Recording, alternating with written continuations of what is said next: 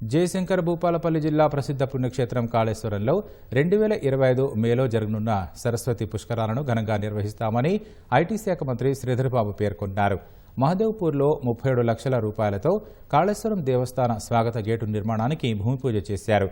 సరస్వతి పుష్కరాల ఏర్పాట్లపై ప్రాథమికంగా దేవాదాయ శాఖ మంత్రి కొండా సురేఖ ఆధ్వర్యంలో సమీక్ష నిర్వహించినట్లు మంత్రి తెలిపారు.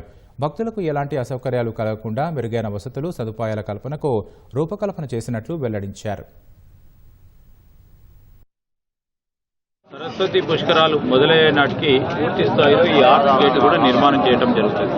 ఈ ప్రధానమైన జాతీయ రహదారిని 4 లేన్ చేయాలని దాన్ని దృష్టిలో పెట్టుకుని ఈ ఆర్చ్ గేట్ కూడా మరి అంత వెడల్పుతో డిజైన్ తో ఈ కాళేశ్వర ముక్తేశ్వర ఆలయ ఆర్చ్ గేట్ నిర్మాణ కార్యక్రమాలు కూడా జరుగుతాయని మన రాష్ట్రానికి సంబంధించిన భక్తజనులందరూ కూడా పెద్ద ఎత్తున రావటం జరుగుతుంది కనుక పకడ్బందీగా ఏర్పాట్లు చేయడానికి అన్ని చర్యలు కూడా తీసుకోవడం జరుగుతుంది.